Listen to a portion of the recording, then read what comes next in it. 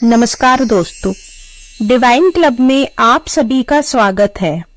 दोस्तों, अगर आप लाइफ में कुछ नया सीखना चाहते हैं और रोजमर्रा की भागदौड़ और टेंशन से दूर अपने माइंड को रिफ्रेश करना चाहते हैं तो इस चैनल को सब्सक्राइब जरूर करें।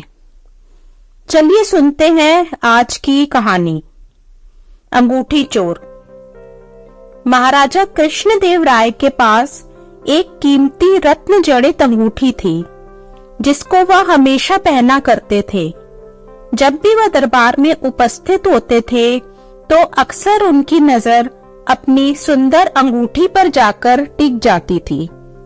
राजमहल में आने वाले मेहमानों और मंत्री गणों से भी वह बार बार अपनी उस अंगूठी का जिक्र किया करते थे। एक बार राजा कृष्णदेव राय की अंगूठी खो गई।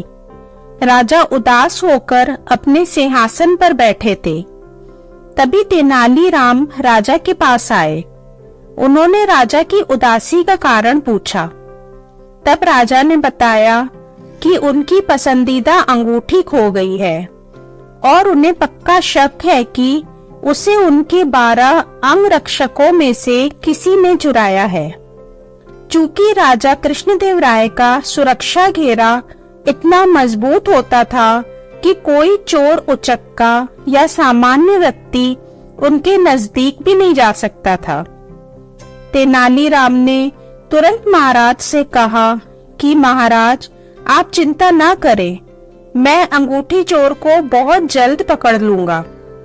यह बात सुनकर राजा कृष्णदेव राय बहुत प्रसन्न हुए। उन्होंने तुरंत अपने अंगरक्षकों को बुलवा लिया। तेनालीराम बोले, राजा की अंगूठी आप 12 अंगरक्षकों में से किसी एक ने चुराई है, लेकिन मैं इसका पता बड़ी आसानी से लगा लूंगा। जो सच्चा है उसे डरने की कोई जरूरत नहीं है और जो चोर है वह कठोर दंड भोगने के लिए तैयार हो जाए। तेनालीराम ने बोलना जारी रखा, आप सब मेरे साथ आइए, हम सबको काली माँ के मंदिर जाना है। राजा बोले, ये क्या कर रहे हो तेनालीराम, हमें चोर का पता लगाना है, मंदिर के दर्शन नहीं कराने हैं। महाराज, आप धैर्य रखिए, जल्द ही चोर का पता चल जाएगा। तेनालीराम ने राजा को सब्र रखने को कहा। मंदिर पहुंचकर तेनालीराम पुजारी के पास गए और उन्हें कुछ निर्देश दिए। इसके बाद उन्होंने अंगरक्षकों से कहा, आप सबको बारी बारी से मंदिर में जाकर माँ काली की मूर्ति के पैर छूने हैं और फौरन बाहर निकल आना है। ऐसा करने से माँ काली आज रात स्वप्न में मुझे उस चोर का नाम बता देंगी। अब सारे अंगरक्षक बारी बारी से मंदिर में जाकर माता के पैर छूने लगे।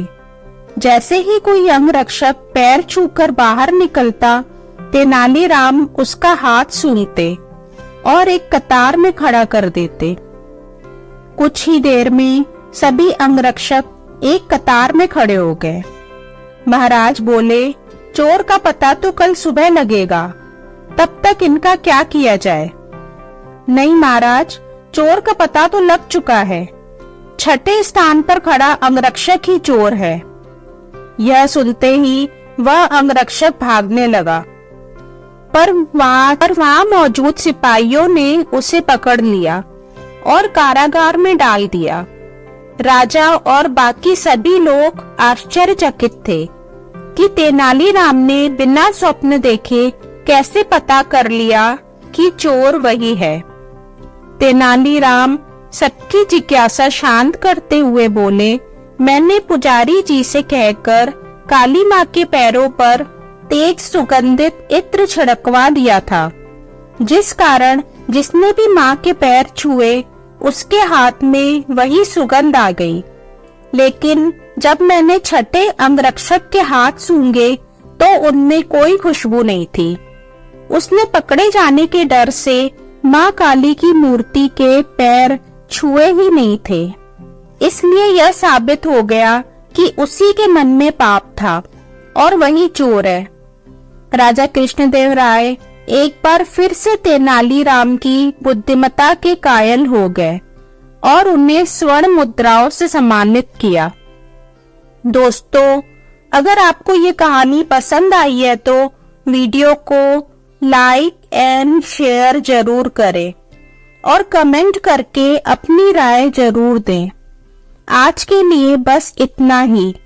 मिलते हैं नेक्स्ट वीडियो में।